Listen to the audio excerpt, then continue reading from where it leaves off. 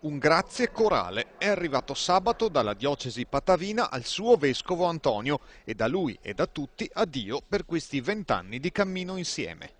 L'esercizio del ministero episcopale ha fatto maturare in me un senso vivo della Chiesa nella sua realtà più profonda e più completa.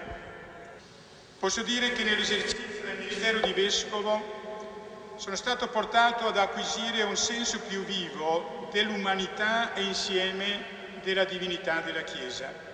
La Chiesa, miracolo vivente, dono di Dio e ricca di doni, ma fatta di uomini e quindi piena di difetti, con molti ostacoli e problemi da superare.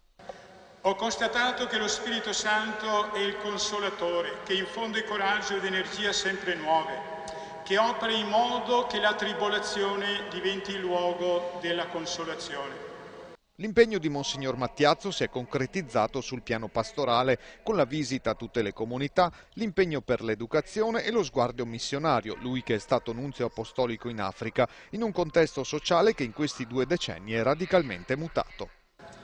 La nostra Chiesa locale in questi 20 anni, lasciatemi dire, è diventata più cattolica, perché oltre all'America Latina e all'Africa si è aperta verso l'Europa dell'Est, verso l'Asia e ha accolto nel suo seno nuove comunità etniche.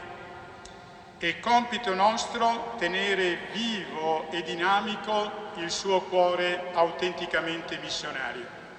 E ora la diocesi riprende il cammino per il nuovo anno concludendo il triennio sul bene comune, stile di vita nella comunità cristiana. Darci e darsi per il bene comune e che questo darci e darsi sia concreto, si traduca davvero in scelte della vita di tutti i giorni condivise, quello che noi abbiamo chiamato stile di vita.